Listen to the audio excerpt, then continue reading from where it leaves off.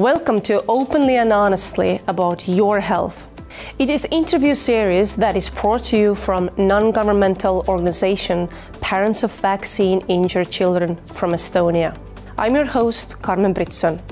In this series of interviews with doctors, scientists, and experts, we want to bring awareness, how to take care of your health, how to be pro-common sense. In the world where we don't know how to make choices because there are so many of them, we may also think that we don't have choices at all. Should I vaccinate or should I not? Should I take vitamins or minerals or antibiotics? Is there a way to stay healthy without medicines? We may think that we know what to do, but we still have our hesitations, as we don't know the answers we're looking for. We are about to get the answers so that you could take responsibility for your health. Our next guest is J.B. Handley, the author of the book How to End the Autism Epidemic. He is a father of 3 children who have lived the experience no parent would want to endure. J.B. Handley is arguably the world's most thoughtful, sophisticated, and knowledgeable activist for children's health and safety. Handley has helped to bring the issue of toxins in medical products and regulatory corruption to a tipping point. Robert F. Kennedy has said, "When we end this cataclysm, it will be thanks to the dark character of people like J.B. Handley." He has refused to rest in his battle to support parents, protect children, bring justice to the injured families. In his book, How to End the Autism Epidemic, he offers a compelling science-based explanation of what is causing the autism epidemic. Enjoy the show. Here's the interview with J.B. Handley.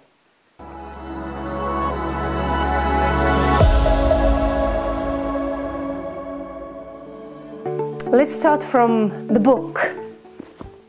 Okay, it's in Estonian language. It was published here in Estonia this year, 2020. Can you see how I read this like that? Oh, that makes me feel good. That makes me feel good. Yeah. Reading this book opened my eyes. And I'm so sure that people who want to know more how to make better choices, they should read this. They really should read this. It's not only about autism, it's about life. And so I want to just thank you for that book. You know what? You're welcome. And I was equally ignorant, right? I mean, I write about it in the book, so you know. What's interesting about my own background, and I touch on this a little bit, but I was what we call a military brat. I lived in foreign countries exclusively as a child. In fact, my dad actually worked for the CIA. And so I was born in Singapore. I lived in Laos, Mexico, Korea, Japan, India. And I was under the purview of the Department of Defense health system.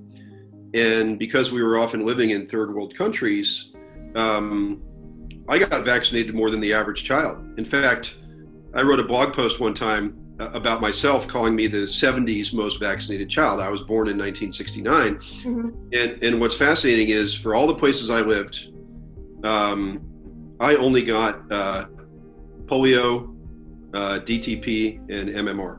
That was it. I got 3 shots. And so I remember when my oldest son was born in 1999, my understanding with vaccines, it sounds very similar to yours. I viewed them as only good. I figured the pediatrician was absolutely the right person to trust because that's what they do for a living. And I don't know anything about babies. And it didn't even occur to me to look at the vaccine schedule or to compare it. And I think that data point alone, when people see the old versus the new, it's shocking. And so really from the day that my middle son was started to exhibit signs of autism, I grew more and more skeptical about some of the explanations that we were being given for why. And I have a wife who's not only a partner, but equally capable of research. She also went to Stanford, and she's going to join me in this journey of doing our own research. And I think one of the, so it's really since 2004 when I first started researching, right? So when you ask, how long, it was a 14-year journey of trying to assimilate everything that was out there. I think one of the most fascinating aspects for people who are non-scientists is to appreciate how little of the science actually makes it into the public realm in any meaningful way. I read about this in the book a little bit, but if there's ever a study published that exonerates vaccines, it makes headlines all over the world, right? I mean, it's a PR machine clinic to watch what they're able to do to get the word out. No matter how weak or faulty the actual science behind that study might be, everybody's going to hear about it. At the same time, if there's a study that comes out that looks accurately at vaccinated children and compares them to unvaccinated children, nobody's going to hear about it. The light bulb went off for me when I sort of realized, oh, yeah, we're only getting a piece of the story here. And yet a lot of information is out there for somebody willing to take the time to look. And I think you mentioned something that I commonly get from people who've read my book. They just didn't know about all this relatively damning science that shows exactly how a vaccine causes damage. And when you really think about it, and few of us do, but when you really think about it, if you inject something into a baby that's filled with toxins, it's likely that something bad is going to happen.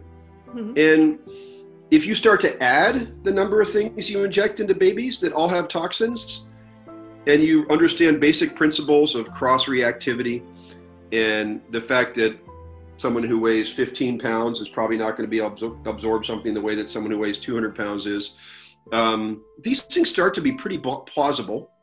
And then when you start to read the science where they do things, and I speak about this in detail, like injecting mice with various vaccines, and they're able to document relatively profound neurological damage, it's astonishing, right? It's astonishing, I would say, some of the science that you read in my book, where you would think that it would sort of trigger a worldwide alarm, right?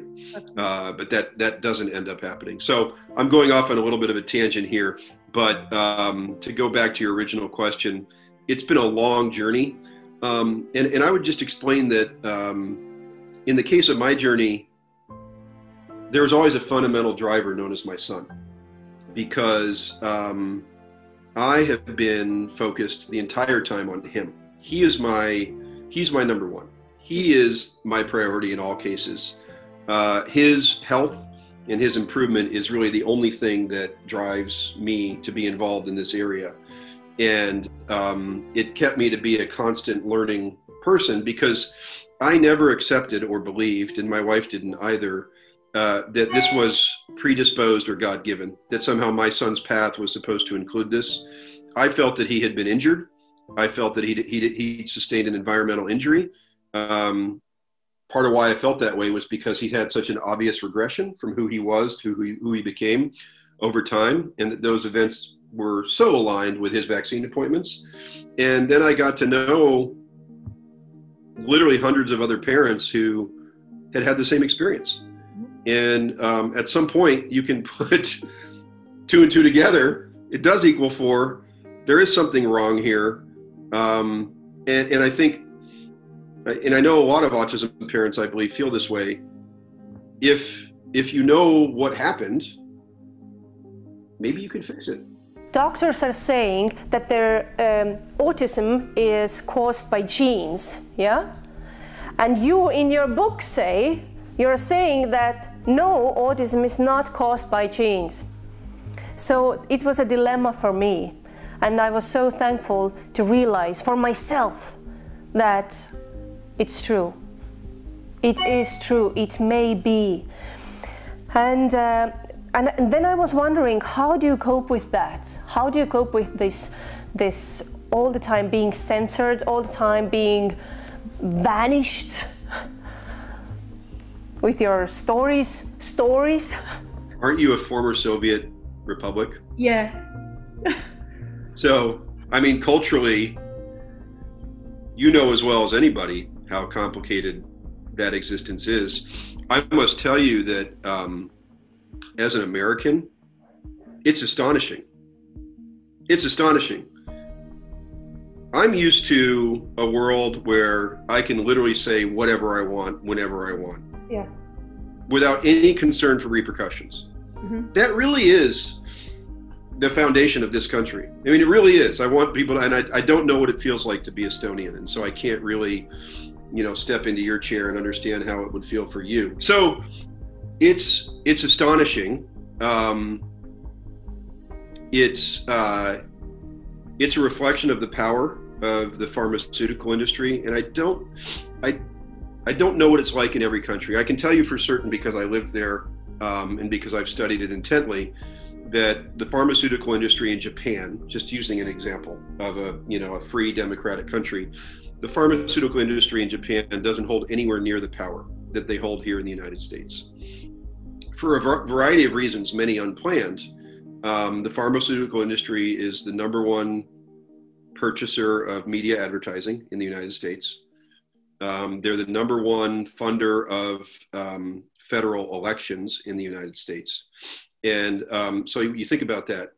If you control the federal decision-making apparatus known as the US Congress, which they do, and if you control the mainstream media, which they do, and I want to be very clear with people. When I say they do, I really mean it, because I've borne witness to what happens to reporters, as it sounds like it happened to you, when they dare conflict the narratives that the pharmaceutical industry works very hard to produce. So let's just say hypothetically, and this actually isn't a hypothetical example, it's real. Let's just say that CBS News runs a critical investigative piece on the American Academy of Pediatrics and their conflicts of interest when it relates to vaccines. And they run that piece, okay? Within 48 hours, they're going to get a call from the chief legal counsel at Merck, okay? He might patch in the US Senator from New Jersey, okay? And they might say, we're very, very concerned about what Sharyl Attkisson just did on the air. It's not fact-based. It's a threat to our business. We'd like to come and walk you through the facts, okay? This is all a veiled threat. Mm-hmm. And they do this with regularity. And if you think about that, if you do that often enough, you actually can quell dissent. So they've done a very effective job at doing that. And it's deeply disturbing. I'm what you would call a libertarian. So a libertarian in American terms basically means that I believe in the very, very strong principles of freedom of speech and freedom for everybody, right? I don't like government interference in any way. I don't want anybody to tell me what to do. And so, at times it's deeply frustrating, but it's also the reason I wrote that book. Mm-hmm. Because I said to myself, okay, they can, I used to go on national television and get interviewed. I was on Larry King Live. I was on The Doctors. I was on these shows. That could never happen today. They've actually clamped down versus a decade ago. And I said, Jamie is my number one thing. My son is my number one thing. I'm not in this for money. I don't make any money from this, but I'm not going out like that. So I'm going to find a real publisher who has courage and a backbone. I'm going to tell the whole story, every little piece. And then I'm going to put it out there. And I believe that the right people will find it over time. And hopefully it'll be some small piece of righting this terrible wrong that's happened to now 2 generations of children, if not more. And I'll do what I can do. And so, yes, it is frustrating. It's deeply disturbing to see how the social media companies are actually potentially even better censors than the broadcast networks were.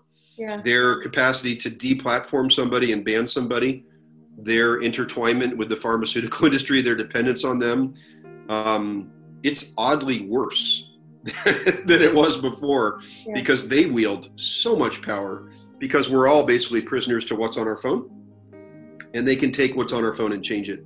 And so we're living in a very, very strange time. While people are hesitating, they don't know what are the right answers, what are the possibilities. I'm going to jump in there, because there was something you said earlier too that kind of ties into the point you're making right now. It's medical malpractice to say that the basis of autism is genetic.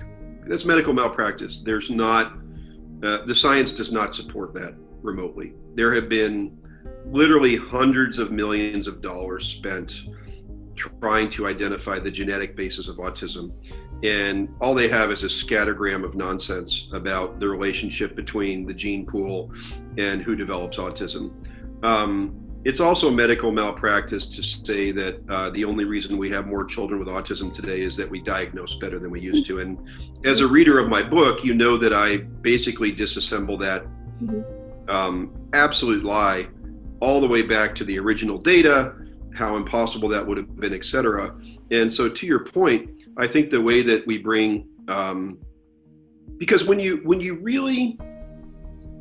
genuinely believe that you understand what has happened, and you genuinely think about the scale of damage, and the number of children whose lives have been compromised, the number of disabilities that have been created really out of abject greed and ignorance and denial, I think that most human beings say, the hell with it, I'm going to speak up. This is too important, right? I think the only reason more people don't get on board is that they're misinformed or not fully informed. And so they can easily be convinced by somebody who's spouting a narrative. But when people take the time to do something like read my book, they become emboldened with truth. And it also becomes, it's like they kind of knew it all along, right? Like kind of the original point I made. If you stick a bunch of toxins in a baby, it kind of makes sense that something bad might happen. And so if you do that more and more and more than you ever have in the history of mankind, and we have more and more and more chronic illness than we ever had in the history of mankind, that relationship makes sense to me. And I don't want to change the topic to COVID too much, unless that's a path you want to go down. But the one thing I will say is that one of the many benefits actually to all the COVID mess is the skepticism around vaccines is actually growing. And the data supports that. The polling data supports that. People always tell me, oh, they're going to fast track it. This is going to be terrible. And I'm like, no. This is the most scrutinized vaccine trials in the history of mankind. And they're going to have to stand, they being the vaccines, are going to have to stand on their own 2 feet, and they're not going to do well. And I'm thrilled. And if you talk to, in the US, if you talk to all the major organizations out there, whether it's Del Bigtree or Bobby Kennedy, and you ask them about the number of viewers and the amount of money being donated and the engagement, it's up 5 and 10-fold since COVID. And so I'm heartened by the sort of forced awakening. I've always found that adults are more than happy to think that all kids should get vaccines. But then when you say, well, what about yours? Maybe half reflexively go, oh, no, thanks, right? It's just odd. It's good for the kids, but I'm not going to do it. And COVID is sort of forcing everybody to take stock, and every adult to ponder, wow, they might either force it on me or take all my freedoms away until I get it. And I don't think I like that. So it's kind of an interesting time in that way. And I think that the community of aware people will grow. My book sales have gone up since COVID. So I'm heartened to see, once again, more people informing themselves. At some point, if the population moves enough, pharma can't hold it back. No one can hold it back. We're not at that point yet, but I feel like it's moving that way. But is it true that actually there has been scientific researches comparing health of vaccine children to unvaccinated children? Yeah, it's very recent. The data is shocking. It's not shocking to me, okay? So to answer your question, yes. Jackson State University professor Tony Mawson produced the first two legitimate vaccinated versus unvaccinated children study in the world. Okay. That was 2017. Mm-hmm. And what's interesting about Dr. Mawson's study is that the premature birth babies, the numbers were so astronomically different between the vaccinated and unvaccinated cohort, which again makes logical sense, right? A premature baby is more vulnerable. That they actually published two separate studies because they wanted to pull out the premature births. So that was the first one. And then, excuse me, we just had another one come out this year by Brian Hooker. All right. Dr. Brian Hooker. And this was great because Tony Mawson's study was survey-based, right? So he basically sent information out to parents and had them answer it. Dr. Hooker's data was based on actual pediatric practices, right? So you have the medical records, excuse me, of the children. Mm-hmm. And again, damning differences on neurological outcomes, and autoimmune outcomes. Okay, this is basically the two big buckets of what's going on here. Mm-hmm. We're causing neurological damage and all kinds of crazy autoimmunity. Okay, so I don't know what it's like in Estonia, but in the United States, the peanut allergies are so bad, the dairy allergies are so bad that in American public elementary schools, you have designated tables that are nut-free and dairy-free, and you have epinephrine pens, right, EpiPens, mm-hmm. On the walls of the schools. All right, we don't have such cases, no. Yeah, that's how bad the allergy epidemic is in the United States, and I'm 50 years old. Mm-hmm. When I was a child in the U.S., we didn't have any of that. I didn't know any kid with a deadly food allergy. Mm-hmm. Now, if you throw a birthday party in the United States, it is routine in your invitation to ask, please let me know what food allergies your child has. You can presume that there will be multiple children with meaningful issues, and they'll be packing their own EpiPen. This is a routine part of American life in today's world. So these two studies showed unequivocally that the vaccinated kids had much higher rates of all these ailments than the unvaccinated. Mm-hmm. Okay, so we have the Mawson studies, we have the Hooker studies, and I happen to be in the loop on the emerging science. We have another study on its way that looked at a different set of pediatric practices and found similar stunning, alarming results. Out of Japan just this year, they had a study looking at asthma mm-hmm. and its correlation to the number of vaccines children received and at what stage. And they too found a damning correlation between number of vaccines before the age of 1 and asthma rates. So to me, asthma is the great underappreciated outcome of these aggressive vaccine schedules. It's deadly in a small subset of children. Mm-hmm. It is a lifelong disability. And it's also a sign of compromised, immune system. And the vaccine asthma data is really compelling and really clear and has been since approximately 2000. We had a study come out of UCLA in 2000 that showed that the DTP vaccine specifically caused a dramatically higher rate of asthma in children. And so, every time I see a kid with an inhaler, I just shake my head because I know why they have it. And so people in my camp have been pounding on the table for years that this relatively straightforward idea of looking at vaccinated versus unvaccinated children would be very telling.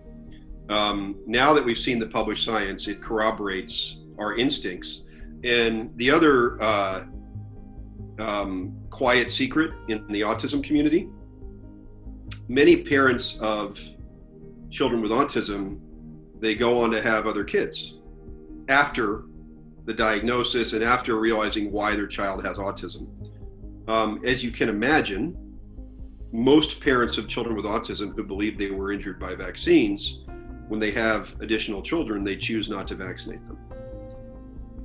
Those children, of which I'm probably aware of several hundred data points just within my own social circle, are the most shockingly healthy, shockingly neurological sound, well-adjusted children in the world, right? I mean, they're literally perfect. Their immune systems are great. They never have ear infections.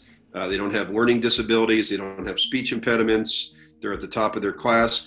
This is a widely shared experience amongst literally thousands of parents of children with autism when they have younger kids.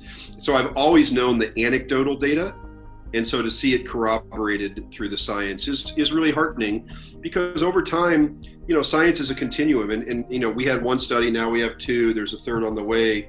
At some point, this starts to be a real fact pattern where even the most skeptical or cynical doctor is going to be faced to take a look at this. And luckily, the third study about to come out includes physicians who are concerned and who have seen the differences in their practice and who do welcome parents into their practice who don't want to vaccinate. One of whom is actually right here in Portland, Oregon with me, a guy named Dr. Paul Thomas. And Dr. Thomas has been vocal that right around the late 90s, he started to see this real change in the health of his pediatric population, just as he was adding Hep B and Hib and these other vaccines to the schedule.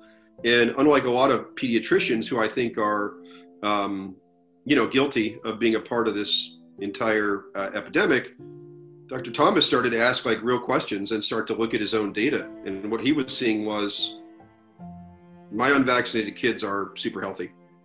Mm-hmm. They never come into the practice. They never have ear infections. They never have rashes. Their parents are never worried about them. What the hell's going on? Mm-hmm. And so luckily his data is going to see the light of day in this third study. And I think it's going to be a real indictment of vaccines. There is a claim, doctors, they claim that, oh yeah, it's proved that vaccines are safe. And there was one man who tried to say otherwise, who tried to prove something, but hey, he was fraud. We're talking about Wakefield case. So every time they mention his name when they want to prove something. So what's the story of Wakefield? Yeah, I think it can be broken down into some very simple parts. The first thing that is astonishing is that Dr. Wakefield's study, the one that has caused all this controversy, is still readily accessible and readable for anybody to go find. And it's people get confused when they find it, because the study is actually about gastrointestinal symptoms of children with autism. In fact, that's the entire purpose of the study, was Dr. Wakefield had found a novel, as in new, bowel condition that he only could find in the population of children with autism, okay? Dr. Wakefield was a highly regarded, well-published gastroenterologist. That was his job, right? So he's a GI doctor. He's in charge of looking at the bowels. All these parents started complaining that their children had these odd bowels who also had autism. He took a look at it and found, indeed, I've never seen this before. So his paper was highly, highly innovative. It discovered something new. It's been cited hundreds of times in other publications. And importantly, it's been corroborated many times that, yes, indeed, they do have a novel bowel condition. Knowing that allows those parents to seek treatment, right? And generally speaking, when the bowels are treated, the children's behaviors improve, right? So Dr. Wakefield has played a meaningful role in reducing the suffering of children with autism through his discovery that was published in this paper in 1998 in The Lancet. However, there's a single paragraph in that study where what Dr. Wakefield says, and I'm not going to quote him, but this is very close. He says that it's a case series, meaning it's a group of children who were evaluated. And of the 12 children who were evaluated, 9 of the parents claim that the condition of their bowels got worse after the MMR vaccine. Okay, that is literally, now it just took me like 3 minutes to explain that to you. Okay. Most people don't have that attention span or the willingness to dive into the details or the willingness to accept that a narrative that they've been fed might be false. So you are constantly told that Dr. Wakefield, I think at this point they just say he faked the data. Okay. Well, you can't fake data you never published. He didn't publish data. He published the opinions of 9 parents. He was very clear that it was their opinion, that they felt the children had had this change, and that he felt as a physician, or as a scientist rather, this merited further study. Okay? Anybody who's listening can go look up Wakefield Lancet 1998 and corroborate just what I told you. It's simply a fact. Everything I've said right now is just a fact. It's a fact that he published this paper. It's a fact what it said. It's a fact how he characterized the MMR relationship. The problem is that Wakefield was standing on a platform of credibility, okay? He was a high credibility doctor at a high credibility institution, and the Lancet is a high credibility publication. Therefore, his willingness to put that in writing posed a grave threat to the pharmaceutical industry. And therefore, he was systematically targeted, witch hunted. Every single move that he made about that paper was scrutinized. And few people know that what they basically found Andy guilty of was the location from which he drew blood of his control subjects in this study, because he did it outside of the clinic. It was what I would consider to be like a foot fault in scientific parlance. He was, and they just wanted to witch hunt him to death. So that's the first explanation of the Wakefield thing. The second dynamic of Wakefield that probably matters more to the average parent, one of the tricks they use in trying to exonerate vaccines is, oh God, we've studied this to death. How much more do we have to do? There's this exasperation that takes over the narrative. My God, we've looked at millions of children. How many times they moved the goalpost, blah, blah. They just go on and on with this, I call it feigned exasperation, right? This sort of fake exasperation. What's actually true, in the United States, there are 11 vaccines on the childhood schedule, and many of them are given multiple times. So when you hear numbers about, oh, we give 36 vaccines by the time they're 5, whatever numbers you hear, it's because some shots are given 3 or 4 times, depending on where you live and what country you're in and everything else.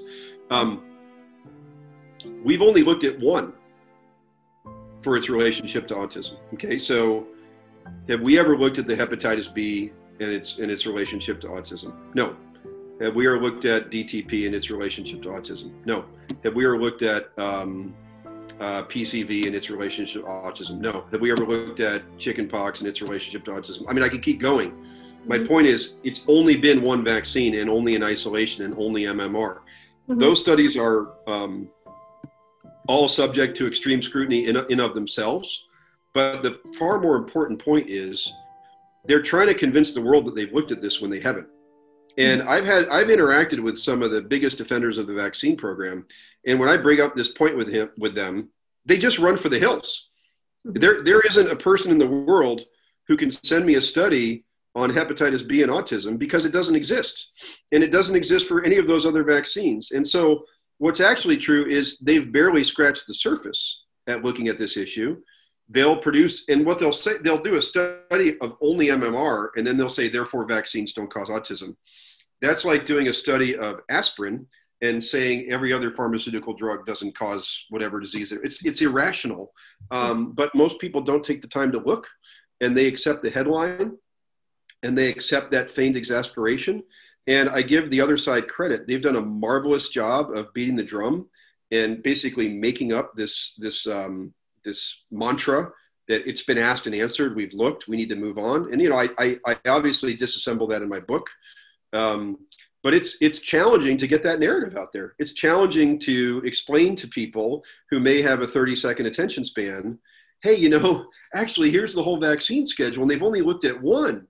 They think you sound kind of crazy. Oh, okay, so you're smarter than the AAP and the CDC and you're smarter than all of them. Well, as a matter of fact, I'm telling the truth. So, people don't want to believe that. And I understand. There's probably some other topic out there that I've swallowed the narrative on where I haven't taken the time to personally look, and I don't I don't care to spend all the time to know the facts, or, whatever it is. We're all probably guilty of that to some degree. I will just tell anybody listening that in this area, what's true about Andy Wakefield is he reported the opinions of a bunch of parents. He only looked at one vaccine, as the rest of the community has only looked at one vaccine, and he was witch hunted. Scientists are not wealthy, and they almost always work for a big institution that they're dependent on for their livelihood, which makes them very vulnerable to outside pressure. Absolutely. That's just the truth. Yeah. They can't afford the controversy. And so even a really well-meaning scientist who has the capacity to run the kind of studies that would really show pretty quickly whether what I'm saying is true or not. You could do it with animal studies. You could do it with some simple data. I mean, you have to have, in today's world, I can't think of a scientist who has enough academic standing to take that risk. And they're talking about risk to their own livelihood in doing so. And they've made it uncomfortable enough that for a scientist to step up and run a vaccine unvaccinated study like Dr. Mawson did at Jackson State, these scientists are very rare. Dr. Mawson is one example. He's very near retirement. That's almost what you need. Mm-hmm. Exactly. Exactly. There are two names, Dr. Stanley Plotkin and Dr. Offit, yeah?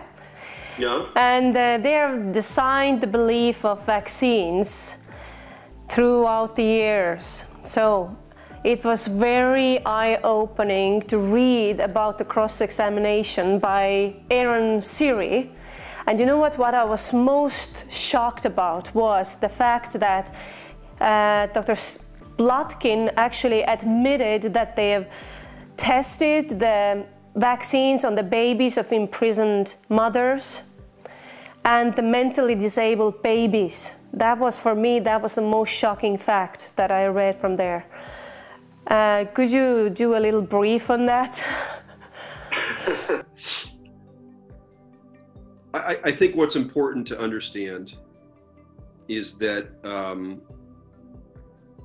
the commonly held myths about vaccines, that they're safe and effective, right? That's the mantra. That's the core mantra. Absolutely. That it's not an accident. It's not an accident. It's a well-orchestrated, systematic mantra that's been engineered by people, okay? And it's relatively new. And if you wanted to find a single individual most responsible for that mantra, it would be Stanley Plotkin. Mm-hmm. He is literally the father of the vaccine industry. He's the father of every narrative. He's the father of the mantras. He's always understood that in order to convince a populace to inject something into their body, they have to believe it's safe and effective, right? It's a very complex thing to do to get that many people to comply. Over 90% of American parents fully vaccinate their children. This is an impressive level of trust that they've engendered in the American population. I can't comment on Estonia, but I think it's probably in the same range of compliance. That's an impressive feat. That trust is fragile, and they've found a way to maintain it. So I think what's most revealing, we had this, basically Dr. Plotkin walked into a bear trap with his arrogance, and he has a lot of it. He was asked to serve as an expert witness to a dad who was trying to get his daughter vaccinated, while his now estranged wife did not want to vaccinate her. And so Dr. Plotkin was called as an expert witness to come in and basically explain to the jury how stupid this mom was and how smart this dad was, right? Simple. Somebody forgot to explain to Dr. Plotkin that, at least in the American court system, if you agree to be an expert witness, then the other side is allowed to depose you, which means they're allowed to put you under oath and ask you anything they want. That's how the system works. Dr. Plotkin, in his arrogance, I think genuinely felt that there was no risk in that. What he didn't know was that the attorney on the opposite side was going to be very well versed in the facts. And so what I tried to do in the book was highlight some of the actual things that Dr. Plotkin said, so that people could start to realize that the very man who had crafted the narratives that we've all been asked to believe it's a little bit like the Wizard of Oz. When you go behind the curtain. Dr. Plotkin is behind the curtain. And you brought up some extraordinary, what I would view as moral lapses, right? The willingness to experiment with vaccines on third world populations, on babies born in prison, on mentally disabled children, etc., are all studies that Dr. Plotkin specifically has engineered in his past. Now, he doesn't do those things anymore because medical ethics have changed, and I tried not to bring too much of my own subjective moral judgment to bear, but I found it relevant that this is the mindset of a guy who has engineered all the talking points of the industry. He also really reveals some of the weaknesses of the science in his own way. And if you read between the lines and you read his words carefully, you realize that he knows a lot more about how shifty the foundation is of safe and effective versus the things that he'll say in public. So, you know, I personally found his words to be one of the more interesting parts of my own book, right? Because I didn't need to say it. I didn't need to say it. This is the guy. This is the guy. And just listen to what he says when he's actually under oath, meaning that he can go to jail for lying, right? He had to literally swear on a Bible before the videotape went on in that deposition. This is a very rare moment, and I think people need to appreciate that. When you go under oath in an American court system and you lie, you're now at risk for going to jail yourself for committing something that we call perjury. And anybody in America knows that, and their lawyer tells them, look, now you're under oath. You know, if you don't want to answer something, say take the fifth. We call it taking the fifth. But if you answer it, it better be true. So we got a lot more truth out of Dr. Plotkin in those 8 hours with Aaron Siri than he's probably given in his entire life. And so I think that anybody who reads the book will be pretty astonished to see what he had to say. Absolutely, I was. Is it actually possible to treat severe autism? Is it possible? Absolutely. Absolutely. Well, first of all, you know, just to challenge the own words you use, what does severe mean, right? Does severe mean doesn't speak? Does severe mean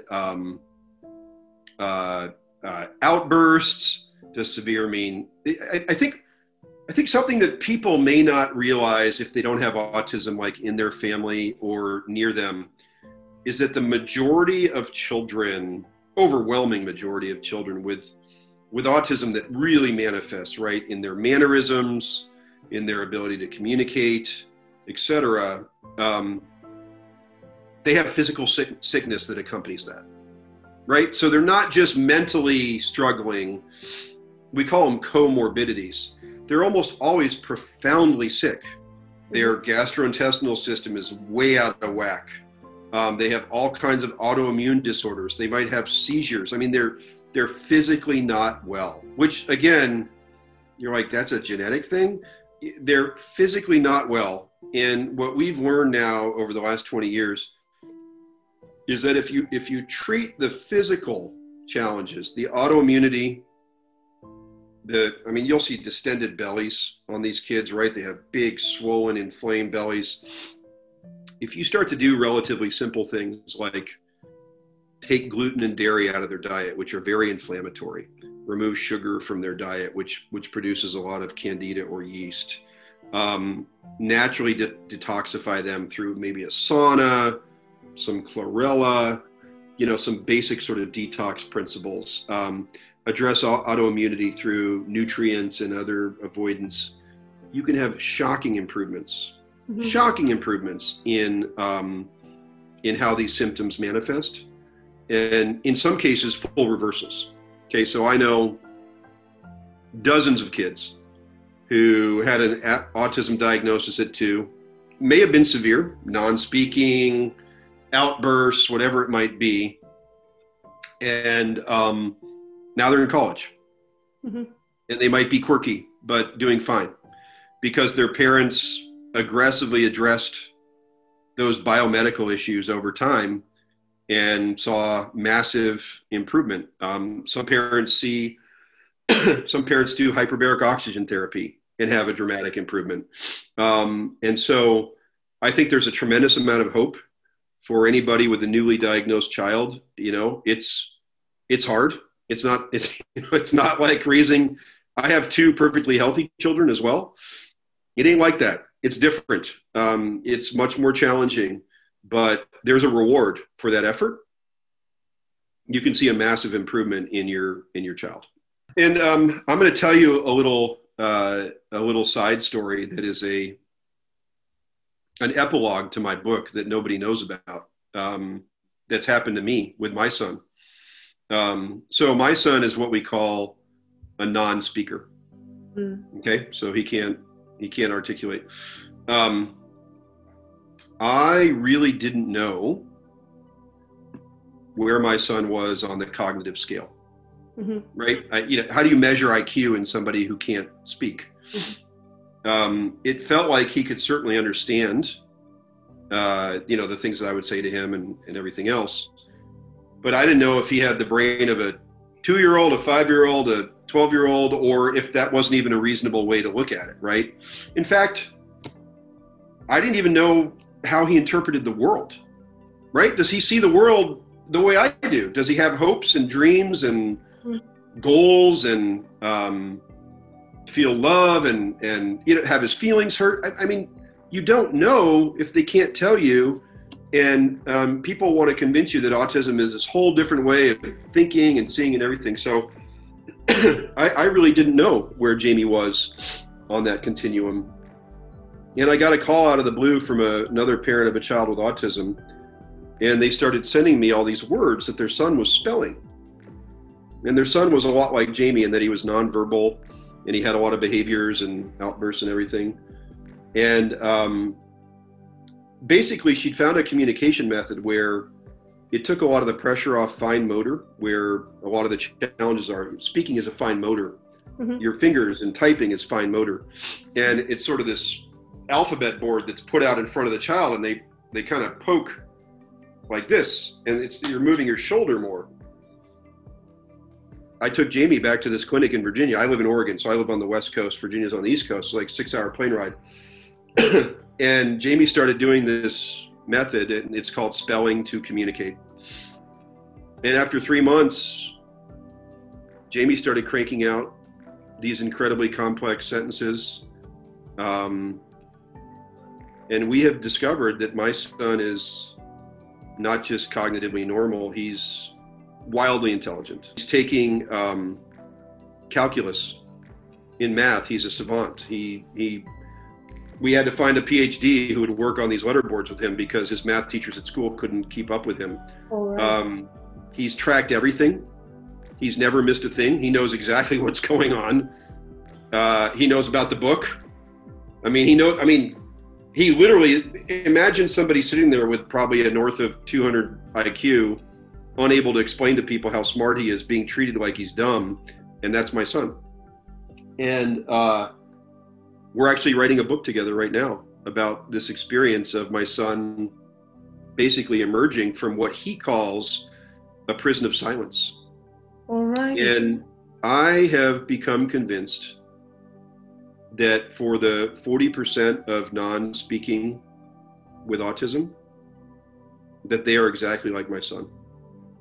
I think that we have underestimated all of them. I've now met dozens of non-speakers on these boards, and to a person, they are highly, highly intelligent. They all have similar stories about having been treated like they were stupid their whole life. They all have similar stories of extreme frustration, right? That was absolved once they were able to get on the boards. Some of them move on to typing, some of them move on to speaking after this. And what I'm convinced is that the disability, and I'm only talking about the non-speakers here. I'm not going to talk about Asperger's or all these other things that I don't necessarily know. 40% of the population of those with autism who do not speak, I believe their disability is a motor disability, not a cognitive disability, that they cannot get their bodies to do what their brains want, and that manifests as extreme frustration at times. They'll tell you themselves, my body is not my friend. And so I think that there's a clue that the damage that's being done is being done in the motor cortex, and I don't know why. But I can tell you that with my son, he'll affirm all that yeah, I cannot get my eyes, my hands to do what I want them to do. I do not have it's hard for me to read because I can't make my eyes go left to right consistently, right? He's now able to tell me all these things. And what I would tell you is the life of my wife and I and our family has gone from sort of a looming darkness about Jamie getting older to absolute joy. Right. Absolute joy. Every day. Every day now I walk around with this letterboard and Jamie can tell me exactly what's going on. Jamie decided he wanted to write a book. Jamie has decided he wants to graduate from high school in the academic class. Jamie has told me all the teachers who made him feel like he was stupid. Jamie has reached out to grow his friend base, lets me know what he wants to learn, what he wants to do. He can tell me what he wants for dinner, when he wants to get a haircut, when he doesn't, that he wants to have a girlfriend, how he's going to do that. I mean, I've gone from having to guess and wonder who my son is to meeting this beautiful, remarkable, generous, loving, kind, caring child, all because of a communication method that one woman in Virginia figured out. That, and I asked her, have you ever had a kid come through these doors who was cognitively disabled, who truly was like, mentally retarded, use whatever word you want? And she said, not yet. They're all brilliant. Right. So anyway, that was a total sidetrack, but I just want to let you know, and anybody else who reads my book know, that the epilogue to my book is one of the most joyous moment of my life, which is that I've gotten my son back in many ways, unexpectedly. I am kind of into karma, so I tend to believe, hey, maybe writing that book, I finally got a little gift from the guy upstairs, like, hey, go check out this. I'm not sure what it is, but our life is filled with joy, and I hope that any parent of a non-speaking child will go look at Spelling to Communicate. Just Google spelling, next word T-O, communicate, and check it out for yourself. Yarn designs.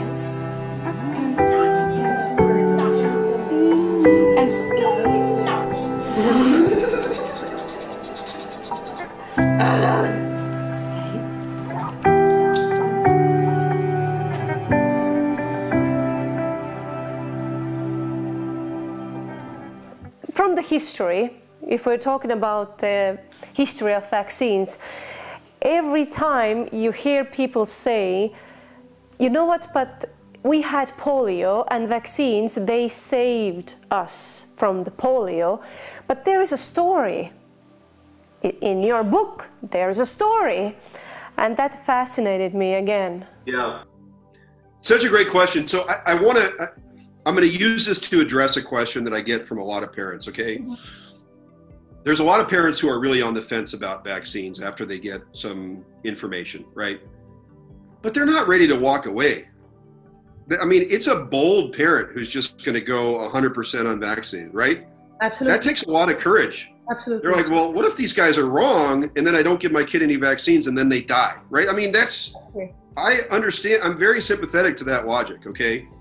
So the first thing I always say to a parent like that is, well, why don't you just go back to the vaccine schedule of the mid-1980s, okay? Kids were not dying in the streets, right? So if you want to give vaccines, why don't you just go back to that schedule of the mid-1980s? And that vaccine schedule was polio, DTP, MMR.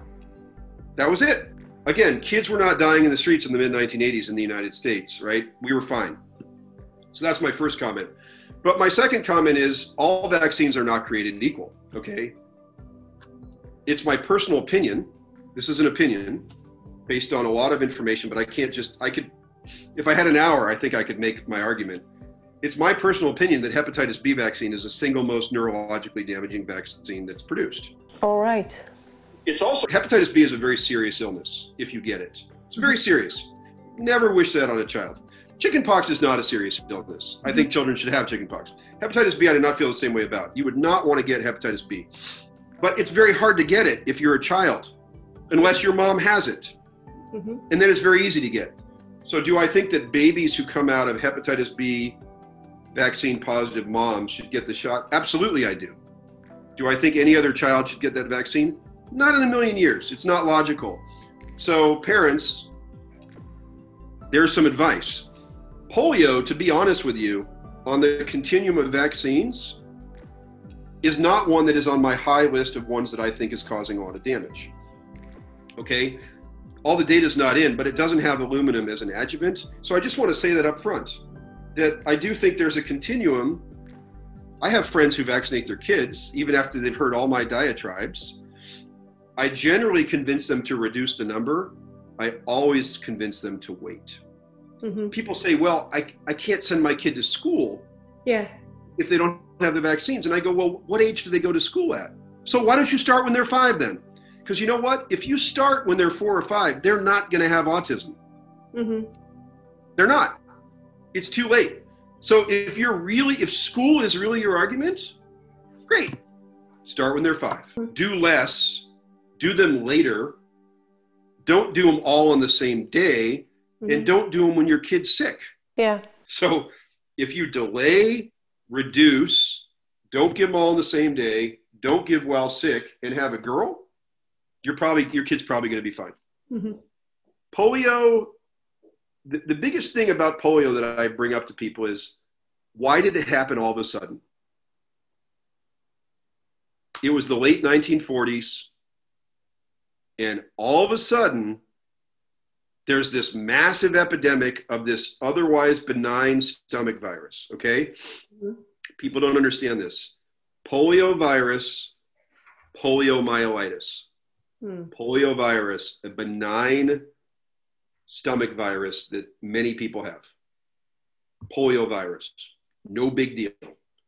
Poliomyelitis, a very scary condition of having an inflamed brainstem spine. Very serious. Poliomyelitis.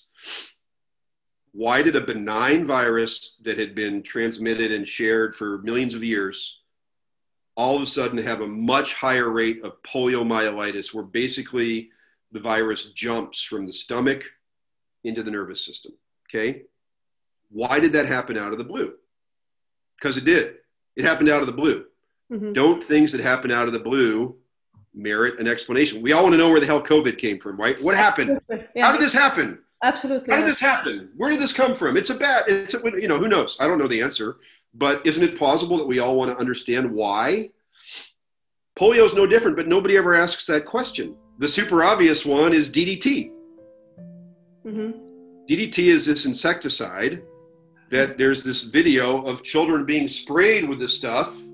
Guess what? It deteriorates in some people, basically the seal on your nervous system. The relationship between DDT and poliomyelitis is perfectly correlated. Mm-hmm. So I think that was the triggering event. People don't like to talk about it. It had to be something. That's the one that makes the most biological plausibility.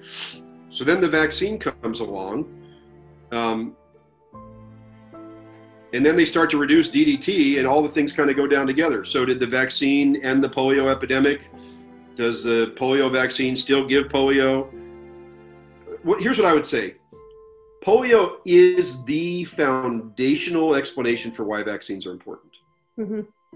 Right? And in fact, if you want to win an argument with anybody, all you say is, well, because polio.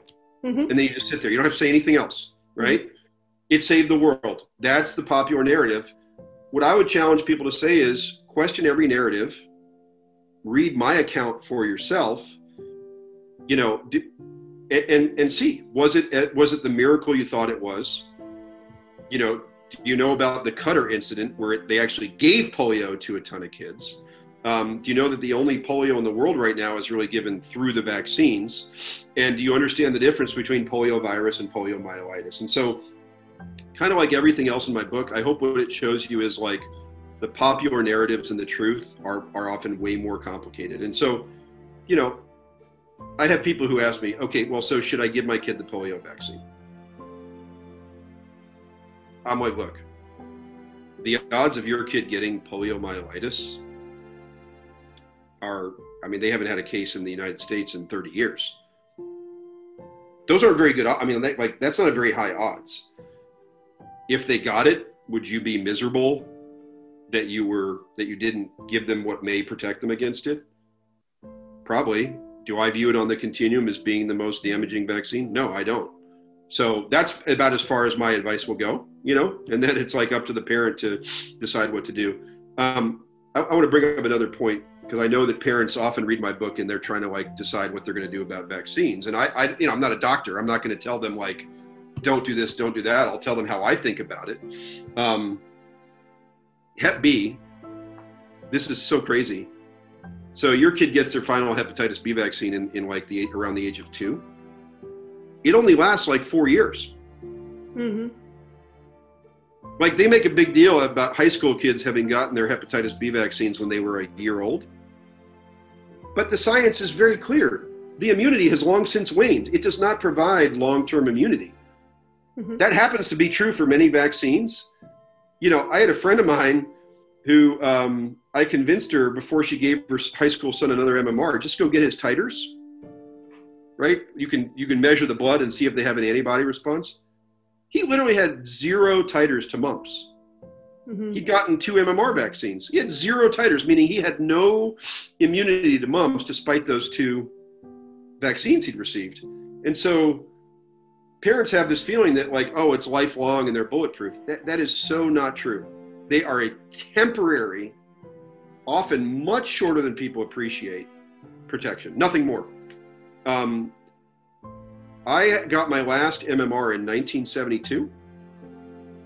I have no titers to measles, none, no, nor do almost all of my peers, none, because it long since disappeared. This notion of waning immunity of measles is well understood within the public health community.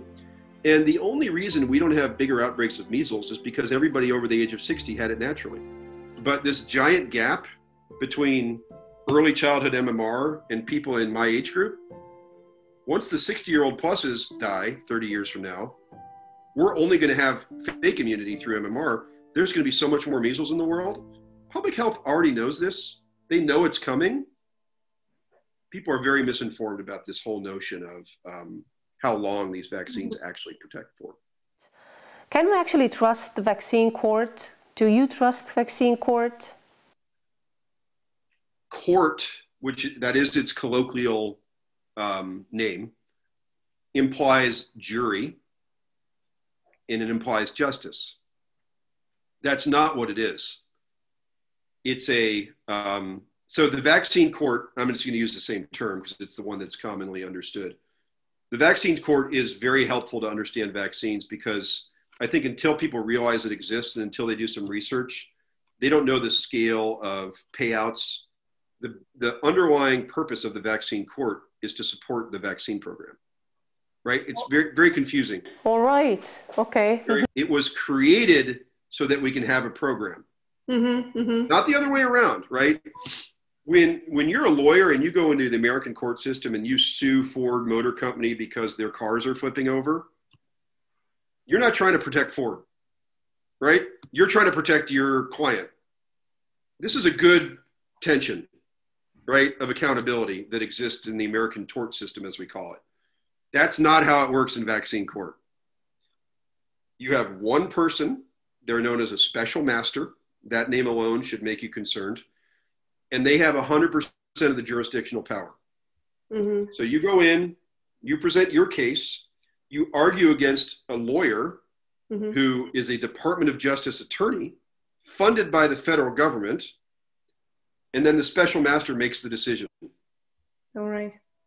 That's not a court, okay? It's a kangaroo court, as we call it. It's not a court. It's heavily stacked against the injured, and their awards and their openness to giving awards has declined significantly over time since it was established in 1986. And in my opinion, it's a very, very broken system that has really, it's part of what has enabled this explosion in vaccines, because what we've lost in the vaccine program is the tension of accountability, right? Pharmaceutical companies know that if their drug hurts more people than it helps, the lawyers are coming. Again, I think that's a healthy tension. That tension does not exist in vaccine world, and that's very dangerous. And when Ronald Reagan, who was the president who signed this bill into law that indemnified vaccine makers from liability from their product, he expressed reservations that this might create a disincentive for safety and a proliferation of vaccines And that's exactly what's happened. In anybody with a basic understanding of market economy, no liability, the approximate number in the United States, if you get a vaccine added to the US schedule, is $1 billion in revenue per year. Billion of incremental revenue per vaccine. So there's incentive to find a new disease to protect against, right? Much as they find new drugs to protect against ailments we've all never heard of. The same thing is true in vaccines. And when the court that's set up to compensate the injured is as one-sided as the one we right now have is, the consumer is really at a disadvantage. If your child is killed by a vaccine tomorrow, all you can do is go to vaccine court. You can't sue them in federal court. You can't sue them in local court like you could for any other thing. You got to go to DC, stand before a special master, tell your story with the right kind of attorney while the Department of Justice argues against you, and then they'll decide how much you get, and there's nothing you can do about it. Mm-hmm. In Estonia, we don't have any courts where we can go there, so that if something happens with a child, it's just what happened, and that's it. Well, let me ask you a question. I'm just curious about what you said. So I presume in Estonia, if a drug injures you, you can go sue the manufacturer? Yes, you can, but it's nonsense. So if I want to go sue a vaccine maker in Estonia, what happens? No one has done it. But they could. I want to be clear. This is one of the things I'm always intrigued by. Might there be a foreign country where they expose the liability of the vaccine makers first? Because, so in the US, so you literally can file suit against anyone for anything in the United States, right? I can walk into any court with the right lawyer. You know, I want to sue Facebook for making me addicted to their product, you know? I can sue them. If I walk into any court and I go, I want to sue Merck because the MMR killed my child, they go, oh, I'm sorry, that has to go to the Court of Special Claims in Washington, D.C. It's literally the only product in the United States where you can't walk into a normal court and file suit because of a law that was written in 1986. Before that, you could, and many people did. And in fact, that's why it got established, because too many people were filing claims because DTP was injuring so many children's brains that the vaccine makers went to Congress and said, if you don't indemnify us, we're going to stop making vaccines. And they scared Congress into putting this law in place. So if you're in a country that doesn't have that very weird law that we have in the US, and you can file a claim against a vaccine maker in open court, my prayer is that somebody will do that and they'll force those vaccine makers to be deposed. See, we don't have the power of deposition for vaccines anymore. You know, if you sue a company for, you know, environmental waste, you can go depose them, right? The way Stanley Plotkin was deposed. That's the reason we haven't been able to depose anybody in the vaccine industry in over 30 years. That's why Plotkin's misstep is so important. Mm-hmm. He stepped outside of his protection to help serve in this trial. Well, now he can be deposed, but you can't go depose a vaccine maker in the US. And so I hope that somebody in a foreign country takes the time to sue a vaccine maker with all the science that exists to show how much damage they do, because there are courts in the world that are still open to those kinds of lawsuits. Just let's make a nice end to this topic. What do you think about COVID-19? It's going to sound terrible, and you're never allowed to bring up like Nazi Germany, like it's off limits to ever reference it. But now I get it. If you make everybody scared and you shoot all the people saying this is crazy, at some point everyone complies. Mm-hmm. Really, I get it. I never got it before. I never understood. I think when you're an American, you're so far removed from totalitarianism, or you think you are, that when you start to see the behaviors, at first you don't even get it, you know? And then it's like, oh my God, you really can do this. Just shoot all the people speaking up, right? And that was a Nazi strategy. Brilliant. Scare the hell out of everybody. Shoot all the ones who are like calling bullshit on the regime, and at some point you have total compliance, or enough compliance that people are scared. And I pray that in the United States that, you know, we have a very high percentage of gun owners in the United States. I pray that would keep people from trying to do something like that. But nothing's off the table, right? I wouldn't dare predict. What's interesting is like an immunity passport. You know, first of all, there's an implication there that is simply unfounded, which is that a vaccine confers immunity over any period of time, right? the very assumption of that is a dangerous assumption to make. But the other thing is that a very large portion of the population of the world will have had COVID. Mm-hmm. And what about all them, right? Mm-hmm. And so one of the biggest mistakes they're making right now is they're doing these antibody tests. Well, the antibody tests only confer immunity for someone who's had it maybe for like 4 months. But if you could do a T-cell humoral immunity test, then you could probably capture everybody who's immune. And so what about that side of things? You know, it's sort of like if you've had chickenpox, why would you get a chickenpox vaccine, right? So in a way, I say, well, good. I'm glad that this sort of medical totalitarianism thing that we've all feared is coming to the surface. I don't wish it on the Estonian people or any other, but I do believe the backlash will be severe. Mm-hmm. And I go, okay, at some point, I need to see if my fellow citizens are going to be sheep or not. You know, how much are they going to take? To your point, nobody likes the idea. Well, hopefully that will come out in the way the populace reacts. You know, I do believe, like in the United States, we do have checks and balances still in our society. And I think if they try to do something where they impose that level of compliance into the people, I think the backlash will be severe. And God help us all if it's not. Yeah. Is there anything you would like to add that I didn't ask? You know, I would just say to the people who watch that, you know, my book and COVID are a lot more related than you think. Okay.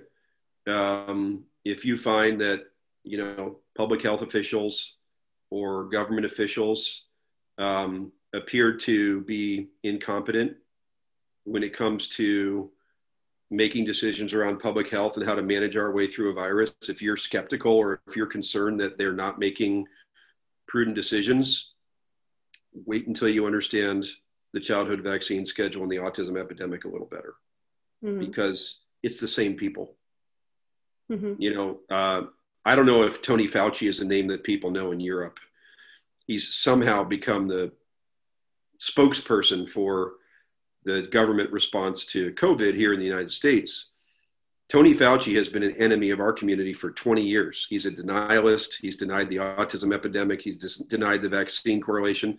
So the minute that guy started being the spokesperson for the government on the COVID response, anybody in my community was like, oh God, here we go. Here we go. And so I just hope that, you know, that people, you know, remain open-minded, that some of the narratives they've been fed may not be true. And the reason vaccines is such a hard one for people is really simple. We love our children. Mm-hmm. It's that simple. Mm-hmm. We love our children. We would never do anything to harm our kids. That is a universal truth. I believe that 99.9% of parents share that feeling. Mm-hmm. I love my children more than anything on this planet. I would jump in front of a bullet or a car for my kids without even thinking about it. I would never want to do anything to harm my kids. And so when you bring that passion into a topic, it's very complicated. And I understand that. And that is what we all share. We all share that love. Mm-hmm. And we don't want to believe for a moment that somebody in a position of power would do something to obscure something that's actually hurting children. That just doesn't seem comprehensible. Because I think most people would never do that. Mm-hmm. Most people would never do that. Most people would never cover something up that they knew was hurting children. It doesn't make sense. And so because most people don't think that way, it's hard to believe that someone else would. Mm-hmm. And I'd say it's more complicated than that. These are their professional reputations. These are their livelihoods. These are their money. A pediatrician who's well-meaning, who went to medical school and got told all these things, it's very hard for them to imagine that they were enabling an autism epidemic. It takes a really, really, really rare pediatrician who's open-minded to see past that. So I encourage people to, you know, appreciate that this is a complex topic and there is a lot of emotion involved. And I hope that my book takes some of the emotion out of it, honestly. Mm-hmm. Look at the facts for yourself. Read my book with the most skeptical eye. Go look up every citation. Look up the alternative point of view. And the other thing I would tell parents is you can't spend enough time on this topic.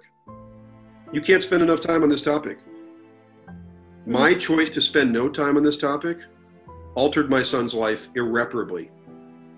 I've spent thousands of hours trying to clean up for what I didn't look into before. You cannot spend enough time or be smart enough on this topic. Don't trust anybody. Don't trust me. Don't trust your doctor. Read my book and then read the counter book. But man, do your own research.